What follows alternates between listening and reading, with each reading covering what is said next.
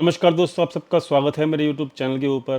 दोस्तों, रेगुलरली हमारी बातें हो रही हैं कि यहाँ पर मार्केट के अंदर डाउनसाइड जो है वो ओवर नहीं हुई है।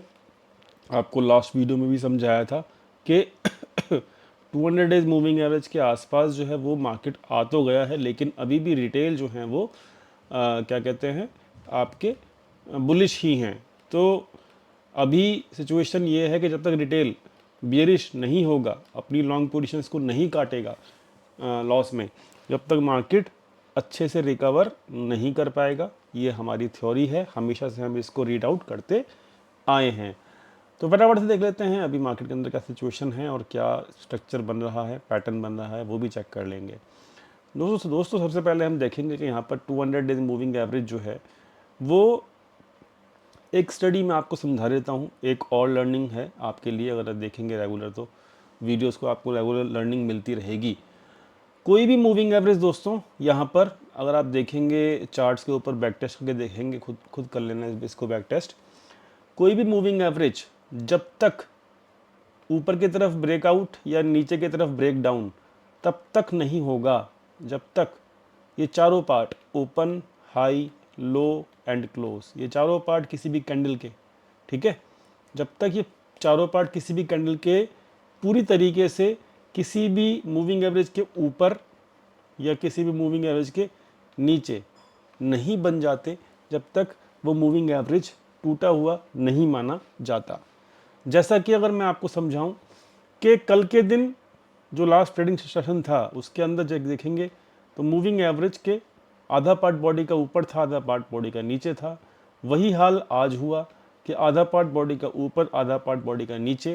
तो इट मीन्स कि अभी भी हमारा मूविंग एवरेज जो है वो ब्रेक डाउन नहीं हुआ है। कौन सा? 200 day EMA, exponential moving average. तो दोस्तों, जब तक ये एक्सपोनेंशियल मूविंग एवरेज के आसपास मार्केट है, आप कुछ भी नहीं कर सकते, कोई बड़ा नया ट्रेंड आपको नहीं दिखेगा, क्योंकि ये एक लॉन्ग टर्म सपोर्ट होता है, ये तो बात हम समझते हैं। लेकिन जब तक कैंडल या तो पूरी की पूरी इसके ऊपर और या फिर पूरी की पूरी इसके नीचे नहीं बन जाती, जब तक मार्केट में कोई भी नेक्स्ट बड़ा मूव नहीं दिख पाएगा आपको। ठीक है, समझना इस बात को। I hope you got the point.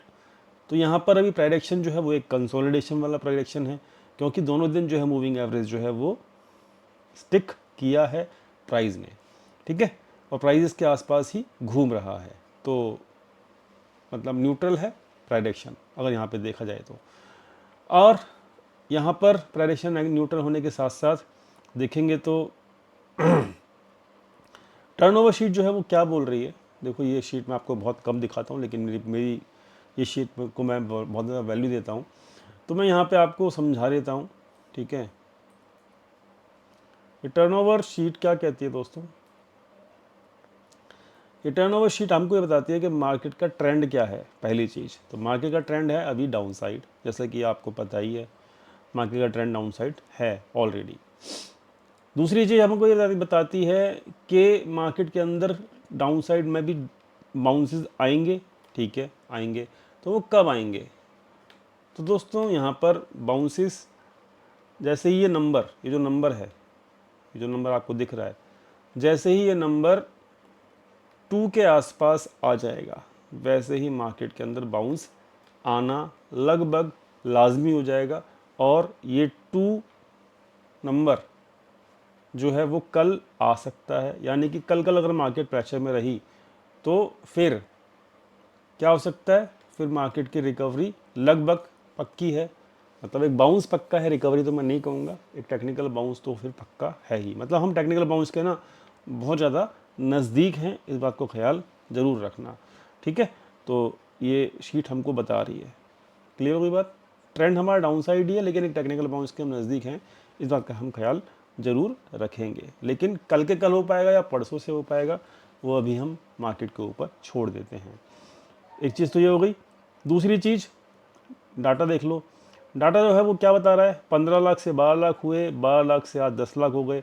तो इनकी पोजीशंस धीरे धीरे जो है बुलिश वाली धीरे धीरे कम हो रही हैं, लेकिन जो एक डेंजर लेवल है वो है 5 लाख। कौन सा है भाई? 5 लाख। जब तक इसके पास नहीं आएंगी कोई भी बड़ा मूव अपसाइड हम नहीं देख पाएंगे। डाटा बेशक से यहाँ बुलिश दिखाया क्योंकि यहाँ पे जो है लॉस में कट रही हैं रिटेल की पोजीशंस लॉन्ग वाली, लेकिन मेरा लेवल जो है वो 5 लाख का है। तो 5 लाख जब तक नहीं आएगा तब तक रिकवरी हम बहुत अच्छी नहीं देख पाएंगे मार्केट के अंदर।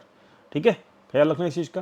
तो इनकी पोजीशंस अभी लॉस में धीरे धीरे कट रही हैं, पर और कटनी ज़रूरी है। तो डाटा मैं अभी भी इसको बेरिश ही मानूंगा। ठीक है जी, क्लियर हो गया? ओके, तो यहाँ पर प्रेडिक्शन समझा दिया, डाटा समझा दिया। एफ आई डी आई देख लो, एफ आई डी आई क्या कहना चाह रहे हैं।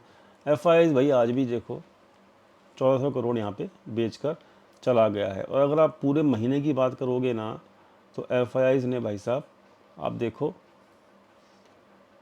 31,000 करोड़ बेच दिया है। ठीक है, नवंबर मंथ के अंदर भी। तो भाई और ये लोग ना एफ आई जो है वो डी आई से ज़्यादा बेच रहे हैं। ठीक है, अभी तक इस महीने में भी और पुराने महीने में भी चेक कर लो।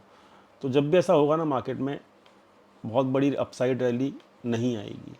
क्यों बेच रहे हैं आपको पता ही है, रीज़न बता चुका हूँ मैं आपको। ठीक है, पुरानी वीडियोस में जाके चेक कर लेना। जब तक DXY ये जो डॉलर इंडेक्स है जब तक नहीं ऊपर की तरफ, जितना मतलब ऊपर की तरफ जाएगा उतना ही मार्केट में एफ की सेलिंग आएगी। क्लियर होगी बात? तो अब कल के लिए क्या इंपॉर्टेंट है वो समझ लो। निफ्टी में कल के लिए इंपॉर्टेंट जो है ना हमारा आज का हाई, आज के हाई के ऊपर जब क्लोजिंग मिलेगी ना, तभी मार्केट के अंदर आपकी एक छोटी सी डेड कैट बाउंस की पॉसिबिलिटी नज़र आएगी। तो आज का हाई जो है वो बहुत इंपॉर्टेंट है, इसको मार्क कर लेना। इसके ऊपर क्लोजिंग अगर मिल जाए then it will be a first sign कि जहाँ पर हमको मिल सकता है क्या, एक डेड कैट बाउंस। अदरवाइज़ यहाँ पर कोई भी अभी डेड कैट बाउंस नहीं हो पाएगा विदाउट दिस कंडीशन। ठीक है जी, क्लियर हो गया। स्मॉल कैप देख लो, स्मॉल कैप भी आपको वहीं आ गया है, 200 डे मूविंग एवरेज के आसपास आ गया है। ठीक है, तो ये ख्याल रखना 200 डे मूविंग एवरेज के आसपास से इसमें भी बाउंस आ सकता है, क्योंकि देखो वहाँ पर भी जो हमारी टर्नओवर शीट थी वो भी हमको बता रही है ये चीज़। ठीक है, स्मॉल कैप हो गया। मिड कैप भी वहीं आ गया 200 डे मूविंग एवरेज के आसपास। तो भाई बाउंस तो आएगा। स्मॉल कैप मिड कैप हो गया। अब HDFC बैंक देख लो। HDFC बैंक, क्लियर बात, HDFC बैंक 2 दिन का बाउंस दिखा दिया। अब कंडीशन क्या है कि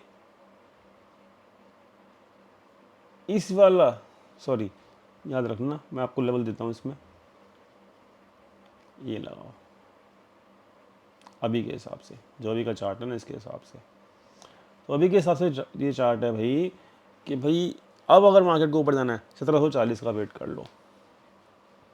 1740 ये लेवल मार्क कर लो। ठीक है, 1740 जब तक इसके ऊपर ना जाए कोई फालतू इस पर पंगा नहीं लो। ठीक है, अपसाइड के लिए इसके ऊपर क्लोजिंग होती है, देन एक स्ट्रेच आउट रैली आएगी किसके अंदर, HDFC बैंक के अंदर। ICICI बैंक कुछ भी नहीं कर रहा है, कुछ भी नहीं कर रहा है, और ये एक ट्रायंगल पैटर्न में भी फंसा हुआ है। ठीक है, इसको ख्याल रखना।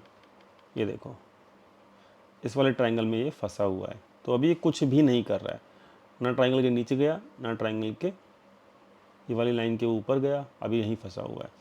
तो भाई इसके अंदर कुछ भी नहीं है अभी। तो अभी ये कंसोलिडेशन मान लो अभी, या फिर थोड़ा सा वेट एंड वॉच देख लो। इसके अंदर अभी कुछ भी हम नहीं बोल सकते, क्योंकि ये नीचे की तरफ ब्रेकडाउन भी नहीं किया है। जब तक ब्रेकडाउन नहीं कर सकता करा मार्केट इस चार्ट का, जब तक हम बेरिश पोजीशन भी नहीं ले सकते। ठीक है, ख्याल रखना इस चीज़ का। रिलायंस ने एक बड़ी अच्छी कैंडल बनाई है बैक टू बैक, 2 कैंडल अच्छी बनी है, इसको कैंडल अच्छा कहते हैं जो आज बनी है इसके अंदर। बेशक से आपको लगे कि हाँ भाई ये बेरिश क्लोज हुआ है, बट मैं ये कहूँगा कि Reliance will be the key for the bounce in the Nifty in the upcoming days. ठीक है, और रिलायंस जो है ना वो अभी अगर बाउंस करता है तो कम से कम 1310 और 1330 यहाँ तक के लेवल हम इसके अंदर देख सकते हैं।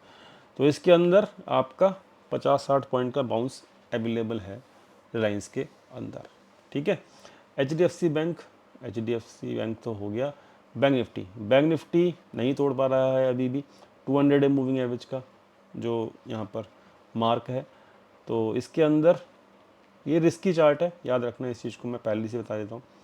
तो इसके अंदर ना ये लेवल याद रख लो, कोई जो लेवल है ना यही आपका स्टॉप लॉस है। जैसे ही 904 के नीचे जाएगा तो एक अगले ये यहाँ तक के लेवल खुल जाएंगे 48,700 तक के।